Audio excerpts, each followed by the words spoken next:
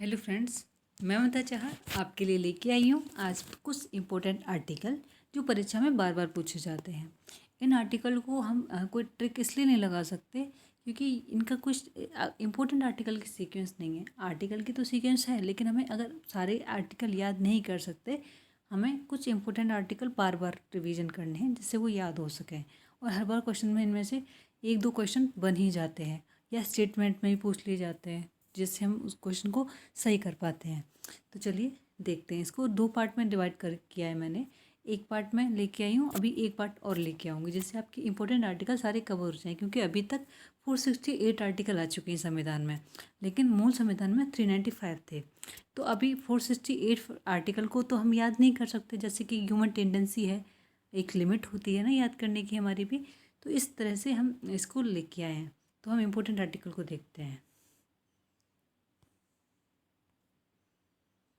पहले तो मैंने आपको बताया कि अभी तक संविधान में 468 आर्टिकल आए हैं टोटल, ठीक है। और हमारे मूल संविधान में जब हमारा संविधान बना था तो 395 आर्टिकल थे।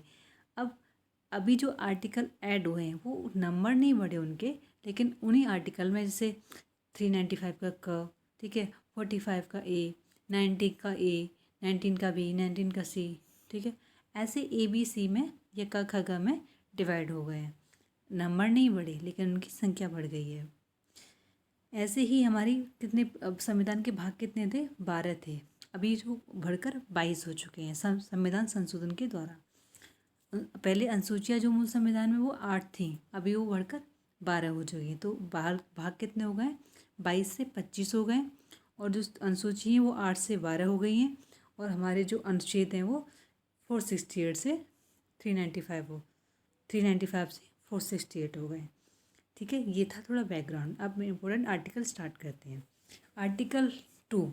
आर्टिकल 2 में क्या है? नए राज्यों को शामिल करना, ठीक है।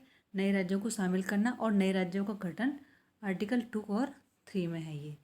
अब 12 से लेकर 35 तक ये आर्टिकल मूल अधिकार वाले हैं, जो मोस्ट इम्पोर्टेंट पूरे संविधान के सबसे मोस्ट इम्पोर्टेंट आर्टिकल जो हैं तो वो ह्यूमन राइट के हैं, ठीक है, मौलिक अधिकार के हैं। तो मौलिक अधिकार में हम सबसे पहले पढ़ेंगे आर्टिकल 14। आर्टिकल 14 में क्या है? विधि के समझ समता, मतलब हमारे विधि के लिए सब बराबर हैं, मतलब एक कानून जो लागू होगा वो सब पे लागू होगा।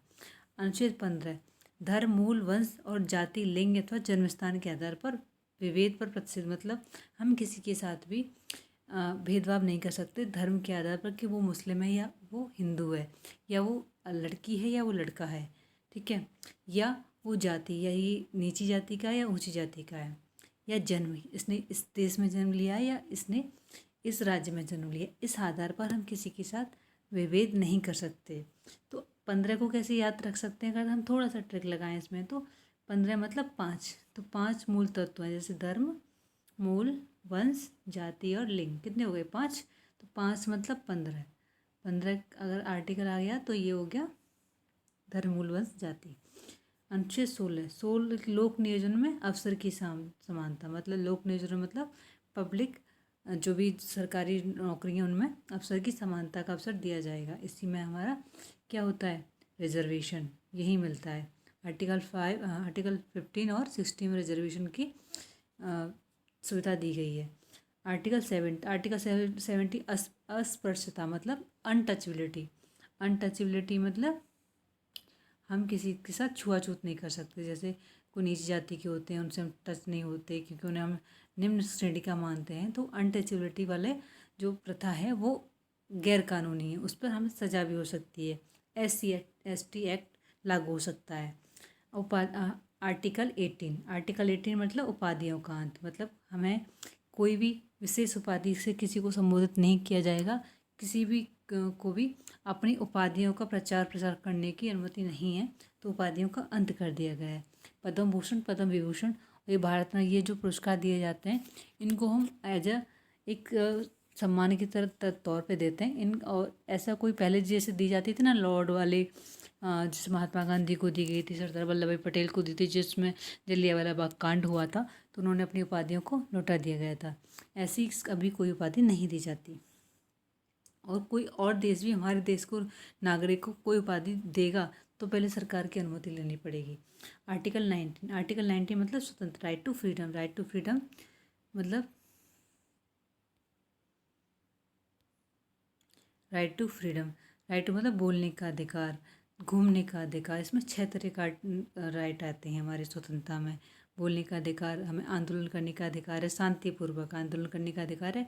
कोई सशस्त्र आंदोलन नहीं कर सकते, शांतिपूर्वक आंदोलन कर सकते हैं हम, गठबंधन बना सकते हैं, चल सकते हैं, बोल सकते हैं, लेकिन उसमें भी एक युक्त निर्भरता मतलब थोड़ा प्रतिबंध है। आर्टिकल 19 के ए में प्रतिबंध भी लगाए हैं। आर्टिकल 20 मतलब अपराधों के लिए दोष सिद्धि के संबंध में संरक्षण। मतलब कोई अपराधी है तो उसका दोष सिद्ध नहीं हुआ तो उसको क्या संरक्षण दिया जाता है, जब तक दोष सिद्ध नहीं होगा तो उसके लिए संरक्षण की सुविधा दी गई है। आर्टिकल 21 में पुराण नहीं है, ये प्राण है। प्राण और देह शुद्धता का मतलब right to life. Right to life, right to life most important article है और ये सबसे डिटेल में भी बनाया था क्योंकि इसी में आता है राइट टू एनवायरनमेंट वाला, आता है ना, स्वच्छ पर्यावरण वाला, जो हमारा अधिकार है स्वच्छ पर्यावरण में जीने का, वो इसी के अंदर आता है। ठीक है, इसी के अंदर हमें घूमने फिरने का अधिकार है, इसी के अंदर हमें आत्महत्या का अधिकार का जो विवाद होता है ना, वो हमें राइट टू लाइफ में नहीं दिया था। हमें जीने का अधिकार है लेकिन मरने का अधिकार नहीं है, तो ये भी विवाद होता है, तो ये इसी के अंदर आता है। तो ऐसे हमारे आर्टिकल 21 बहुत ही विस्तार में है। अगर इसके, क्योंकि जीने के लिए हमें क्या, एक गरिमापूर्ण जीवन जीने के लिए हमें क्या क्या चाहिए, हमें शिक्षा चाहिए, हमें गरीबी नहीं चाहिए, हमें एक न्यूनतम आवश्यकता जो कहते हैं ना, रोटी कपड़ा मकान, ये तो हमारे पास होनी चाहिए, हमारे मौलिक अधिकार हैं। तो ये सारी चीज़ें इसी के अंदर आती हैं और वो सरकार इसलिए हमारी बहुत सारी योजना चलाकर उनको पूरी भी करती है। आर्टिकल 21 का से 6 से 14 वर्ष की सभी बच्चों को निःशुल्क और अनिवार्य शिक्षा का अधिकार दिया गया है। 6 से 14 वर्ष को निःशुल्क शिक्षा दी जाएगी क्योंकि ये हमारे गरिमापूर्ण जीवन जीने में सहायता करती है। ठीक है, नेक्स्ट आर्टिकल 22 गिरफ्तारी और निरोध से संरक्षण। मतलब कोई हमें अगर गिरफ्तार करेगा तो उसमें भी हमारे अधिकार हैं कि हमारे पास क्या क्या अधिकार हैं, वो उसके बारे में डिटेल बताया गया है। आर्टिकल 23 मानव दुर्व्यवहार और बलात्कार का प्रतिषेध। मतलब मानव के साथ कोई भी, एक पहले जैसे दास प्रथा की तरह हमें उनके साथ दुर्व्यवहार किया जाता था, वो नहीं होगा। 23 में है ये। कारखाने आदि में बालकों को नियोजन का प्रतिषेध। मतलब आर्टिकल 24 में दिया गया है कि मतलब 18 साल से कम उम्र, जो वयस्क नहीं हैं, 18 साल से कम उम्र के हैं, उनको कोई भी कारखानों वगैरह में काम करने की अनुमति नहीं दी जाएगी क्योंकि वो बचपन नहीं, हम नहीं छीन सकते किसी काम की वजह से। उन्हें जीने का अधिकार है, उन्हें गरिमापूर्ण जीवन जीने का अधिकार है, उन्हें शिक्षा का अधिकार है। तो ये सब चीज़ें इसके अंदर आ जाती हैं। तो इसलिए 18 वर्ष से कम उम्र के बच्चों को बड़े बड़े कारखानों में या खतरनाक कारखानों में काम करने की अनुमति नहीं है। आर्टिकल 25 अंतःकरण मतलब धर्म की अबाध रूप से मानने की स्वतंत्रता। मतलब धर्म की स्वतंत्रता आर्टिकल 25 में दी गई है। आर्टिकल 29 अल्पसंख्यक वर्गों के हितों का संरक्षण। आर्टिकल 32 संवैधानिक उपचारों का अधिकार। संवैधानिक उपचारों को अधिकार को ना अम्बेडकर ने बोला है संविधान की आत्मा।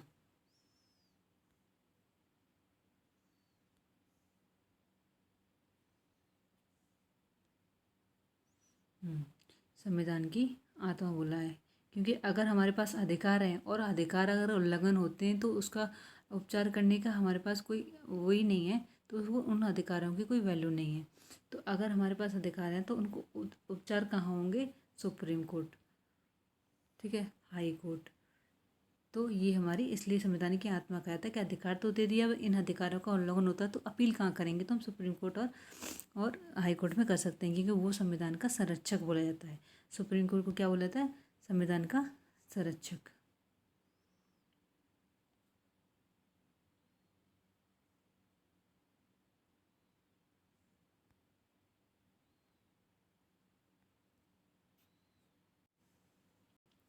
नेक्स्ट चलते हैं नीति निर्देशक तत्व पर, जो कहाँ से लिए गए?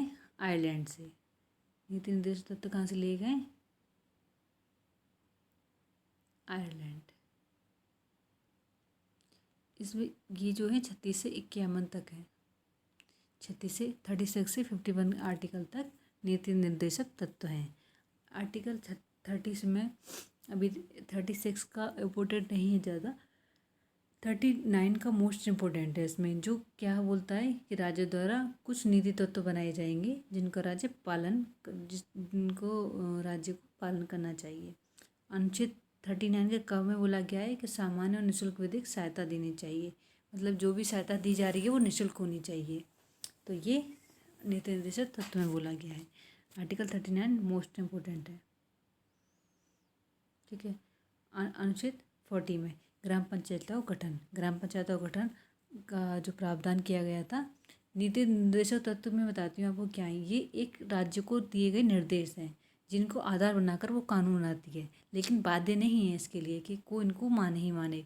जैसे मौलिक अधिकार का उल्लंघन होता है तो हम सुप्रीम कोर्ट जा सकते हैं, लेकिन अगर नीति निर्देशक तत्वों का उल्लंघन होता है तो हम सुप्रीम कोर्ट नहीं जा सकते, क्योंकि ये बाध्य योग्य नहीं है। बाध्य योग्य क्यों नहीं है? जैसे हमें क्या है, जो एक कल्याणकारी किसी के लिए कल्याणकारी योजना बनानी है, ठीक है। तो अब कल्याणकारी क्या है वो डिपेंड करेगा सिचुएशन पे, किसी की क्या स्थिति है, किसी को क्या प्रॉब्लम है। अगर कोई कहे वो मुझे तो ये प्रॉब्लम थी, ठीक है, और इसकी ये एकदम से इसके लिए नीति नहीं बन सकती। अब जैसे गरीबी को ख़त्म करो, गरीबी उन्मूलन होना चाहिए, लेकिन गरीबी एक साथ नहीं ख़त्म की जा सकती, ठीक है। तो उसके लिए एक प्रोसेस है, उसके लिए एक नीति लानी पड़ेगी, उसके लिए एक प्रोसेस वो राज्य को अपनानी पड़ेगी, सिचुएशन देखनी पड़ेगी, उसकी अर्थव्यवस्था हमारी कैसी है, उसको हैंडल कर सकती है कि नहीं कर सकती, उस हिसाब से निर्णय लिए जाएंगे। तो अगर वो नहीं लागू कर पा रहा है सिचुएशन के अकॉर्डिंग तो बाध्य नहीं है। लेकिन मौलिक अधिकार एक बेसिक नीड है जो हमारी होनी ही चाहिए। अगर राज्य है और ये बेसिक नीड पूरी नहीं कर पा रहा है तो हमारा मौलिक अधिकारों का हनन हो रहा है, और उसके लिए हम सुप्रीम कोर्ट जा सकते हैं। लेकिन ये नीड्स नहीं है, ये फैसिलिटी है जो हमें राज्य द्वारा दी जानी चाहिए। अगर नहीं देता है, मतलब कर्तव्य में, ये राज्य कर्तव्य के रूप में एक राज्य को दिशा निर्देश देते हैं कि आप राज्य एक आदर्श राज्य ऐसा होना चाहिए, ठीक है। तो आर्टिकल 39 में क्या दिया, राज्य द्वारा अनसुनी कुछ नीति तत्व, मतलब कुछ नीति बनाई गई हैं जो राज्य द्वारा इनको लोगों के लिए बनाई जानी चाहिए। आर्टिकल 39 का क, सामान्य व निःशुल्क विधिक सहायता, मतलब निःशुल्क विधिक सहायता कैसे होगी। अनुच्छेद 40 ग्राम पंचायतों का गठन। अनुच्छेद 41 का क, काम, शिक्षा और लोक सहायता पाने का अधिकार। 41 में क्या है, काम और शिक्षा और लोक सहायता पाने का अधिकार, मतलब अगर हमें नंबर 1 रहना है तो काम, शिक्षा और सहायता पानी पड़ेगी और देनी भी पड़ेगी। तो आर्टिकल 41 काम, शिक्षा और लोक सहायता। 40 में तो ग्राम पंचायतों का संगठन है ही, जिसके द्वारा ग्राम पंचायत गठन की गई है, सॉरी, और कार्य करने के लिए न्यायोचित और मानवीय दिशाएं, प्रसूति सहायता, ये भी दी गई है 42 में, ये 42 में दिया गया है, ठीक है। जो प्रसूति सहायता है वो 42 में, आर्टिकल 42 प्रसूति सहायता आर्टिकल 42। 44 में जैसे 44 है, ठीक है, 44 मतलब समान, 44 मतलब समान नागरिक संहिता। अगर चार चार बार बार मतलब आ रहा है और समान अंक है तो समान नागरिक संहिता, ये ट्रिक लगा के आप याद कर सकते हैं, ठीक है। समान न्यायिक और निःशुल्क विधिक सहायता आर्टिकल 44, ये 39 का है, ये यहाँ से रिपीट हो गया है, 39 का है, 39 का ए सामान्य और निःशुल्क विधिक सहायता। और ये 44 जो है समान नागरिक सहायता। 48 में कृषि और पशुपालन के संगठन से संबंधित, ठीक है। 48 4 और 8 कृषि और पशुपालन। 45 क्या है, 6 वर्ष से कम आयु के बच्चों को शिक्षा के लिए प्रावधान। ये मौलिक अधिकार में भी थे। मौलिक अधिकार में कौन से आर्टिकल में थे, कमेंट करके बताइए। मौलिक अधिकार में 6 वर्ष से कम आयु के बच्चों के लिए शिक्षा का प्रावधान किस आर्टिकल में है, बताइए ज़रा। आर्टिकल 45 में यह नैतिक नीति निर्देशक तत्व में है। आर्टिकल 48 में कृषि और पशुपालन, ये भी बताया था ऊपर।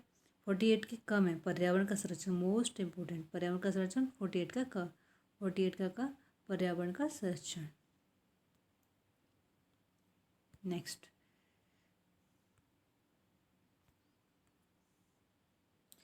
आर्टिकल 50 में कार्यपालिका से न्यायपालिका का पृथक्करण। 50 मतलब 5 से अलग करना है, तो मतलब कार्यपालिका से न्यायपालिका, कार्यपालिका और न्यायपालिका का कार्य पृथक करना है, तो ये पृथक्करणीय है। 51 अंतर्राष्ट्रीय शांति व सुरक्षा की अभिवृद्धि। आर्टिकल 51 अंतर्राष्ट्रीय शांति व सुरक्षा की अभिवृद्धि। 51 का मूल कर्तव्य, 51 का मूल कर्तव्य। ठीक है। 52 भारत का राष्ट्रपति, 52 में भारत का राष्ट्रपति। 54 भारत के राष्ट्रपति का निर्वाचन 54 में है। ठीक है। और ये है 75 प्रधानमंत्री और मंत्रिपरिषद का गठन। 61 राष्ट्रपति पर महाभियोग, महाभियोग मतलब राष्ट्रपति को कैसे हटाया जाना है, तो ये इसको बोलते हैं महाभियोग, जिसके लिए संसद में प्रस्ताव पास किया जाता है, लोकसभा और राज्यसभा में, और बहुमत के आधार पर निर्णय लिया जाता है। 2/3 बहुमत के आधार पर इसको निर्णय लिया जाता है। और इसमें राष्ट्रपति को अपनी गवाही देने का अधिकार मिलता है, मौका मिलता है। आर्टिकल 74 राष्ट्रपति को सलाह और सहायता देने के लिए ये प्रस्ताव है। ठीक है। आर्टिकल 80 में राज्यसभा है और 81 में लोकसभा, 80 में राज्यसभा और 81 में लोकसभा। तो मतलब 81 में 80 से 81 बड़ा है और लोकसभा बड़ी होती है, जिसे जनता का शासन बोलते हैं। ठीक है। तो लोकसभा को बड़ा सदन बोलते हैं जो जनता का प्रतिनिधित्व करता है। राज्यसभा निचला सदन होता है। ठीक है। लोकसभा जो होता है वो अस्थायी होता है और राज्यसभा जो होता है ये स्थायी होता है। ये 5 साल के लिए चुना जाता है। ठीक है। और ये अस्थायी होता है। अब अनुच्छेद 108 में दोनों सदनों की संयुक्त बैठक होती है।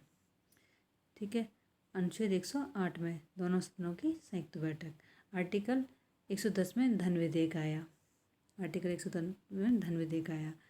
111 में विधेयक पर अनुमति, 10 पर क्या आया, धन विधेयक, और 111 में उनको अनुमति मिल गई। अनुच्छेद 117 में ये प्रावधान है कि अनुच्छेद 110 का जो एक है या क है, कर संबंधी प्रावधान कर अधिरोपण करने वाला विधेयक संशोधन राष्ट्रपति की सिफारिश से ही पुनर्स्थापित या प्रस्तावित किया जाएगा। तो मतलब अगर धन विधेयक हमको लाना है तो पहले राष्ट्रपति की अनुमति आवश्यक है। ठीक है। अन्यथा नहीं, ऐसा उपबंध करने वाला विधेयक राज्यसभा में प्रस्तावित नहीं किया जाएगा। ठीक है। तो पहले लोकसभा में प्रस्तावित होगा धन विधेयक जो होगा, देन आफ्टर बाद राज्यसभा में जाएगा। अगर राज्यसभा इस पर सहमत नहीं होती है या इसमें कोई संशोधन करती है तो लोकसभा इस पर उसके संशोधन को मानने के लिए बाध्य नहीं है। ठीक है। तो धन विधेयक के संबंध में लोकसभा को ज़्यादा अधिकार दिया गया है और उसकी डिटेल में नेक्स्ट वीडियो आएंगे, उनमें पढ़ेंगे। अभी आर्टिकल पे फोकस करते हैं। अनुच्छेद 112 में वार्षिक वित्तीय विवरण। वार्षिक वित्तीय विवरण क्या होता है? बजट होता है वार्षिक वित्तीय विवरण, जो 112 में है। न्यायाधीश के संबंध में चर्चा पर निर्बंध था। संसद के शांत काल में अध्यादेश प्रख्यात करने की राष्ट्रपति शक्ति क्या है?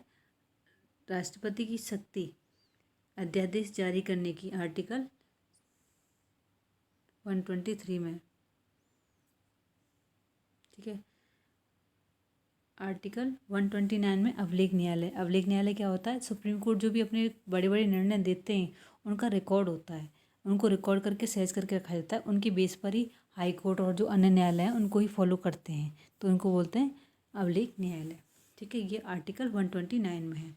आर्टिकल 137 में सुप्रीम कोर्ट की रिव्यू की शक्ति है, मतलब रिव्यू पावर, वो अपने निर्णय को रिव्यू कर सकती है। ठीक है। तो जुडिशरी रिव्यू किस आर्टिकल में है? आर्टिकल 137 में। आर्टिकल 148 में भारत का नियंत्रण एवं महालेखा परीक्षक, किसको बोलते हैं? कैग जो है 148 में है। ठीक है। आर्टिकल 200 में क्या है? राज्यपाल को शक्ति दी गई है विधेयक को पास करने की। तो विधेयक पर जो अनुमति देता है वो आर्टिकल 200 के अंडर राज्यपाल देता है। आर्टिकल 124 में सर्वोच्च न्यायालय की स्थापना है और गठन है। आर्टिकल 131 में सर्वोच्च न्यायालय का आरंभिक क्षेत्राधिकार है। ठीक है। और 148 में ये मैंने बताया था कैग है। तो ये है कुछ इम्पोर्टेंट आर्टिकल जो आपके लिए बहुत ही इम्पोर्टेंट है। और आज के लिए इतना ही। ये मैं आगे आपको समझाऊंगी। ये आर्टिकल बहुत ही इम्पोर्टेंट है। नेक्स्ट आर्टिकल भी बहुत ज़्यादा इम्पोर्टेंट है, उनके लिए मैं एक ट्रिक लेके आऊँगी, क्योंकि ये जो आर्टिकल हैं आज जो पढ़ाएं ये बेसिक हैं, इनको हमें पता होना ही चाहिए। और इनके लिए ट्रिक बना तो सकती हूँ, लेकिन अच्छा होगा कि इनको बार बार रिवाइज करके रिलेट करके पढ़ें कॉन्सेप्ट के साथ। अभी जो आगे आने वाले आर्टिकल हैं वो थोड़े से कम इम्पोर्टेंट हैं, लेकिन वो भी बहुत ज़्यादा इम्पोर्टेंट है, उनको हम ट्रिक के साथ ही पढ़ सकते हैं। तो देखते हैं उसमें क्या ट्रिक लगती है। तो आगे और आर्टिकल को जानने के लिए, उनसे थोड़ा कॉन्सेप्ट समझने के लिए मेरी आगे आने वाली वीडियो को, जो RO की सीरीज़ चल रही है, उसको फॉलो करें, चैनल को सब्सक्राइब करें। अगर वीडियो पसंद आ रही है तो उसको जरूर लाइक ज़रूर करें, और अगर कोई आपकी क्वेरी है तो कमेंट में कमेंट ज़रूर करें। तो थैंक यू सो मच आज के लिए। Have a good night.